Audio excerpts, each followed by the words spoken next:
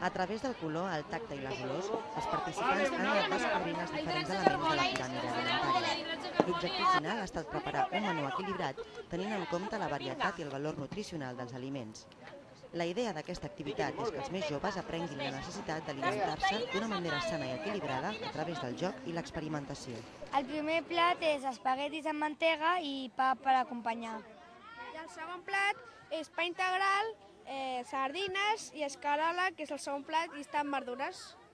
I el tercer plat és com hem fet totes les frutes i hem fet una macedònia. Està bé, sí. Però jo no menjo del que hem preparat, menjo molt poca fruita, menjo molt lactis i no sé. I ara menjaré més fruita i tot el que hem posat allà, més o menys.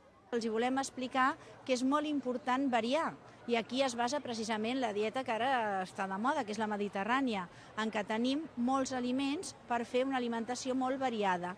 I és una llàstima perquè això s'està perdent i estem copiant les males costums d'altres països, a disposar com nosaltres de tanta varietat. A la recerca de l'aliment perdut... Posem ravioli de primer. I està marcant activitats que aquest matí s'han celebrat en el marc de la 10a audiència pública de l'Ajuntament de Barcelona.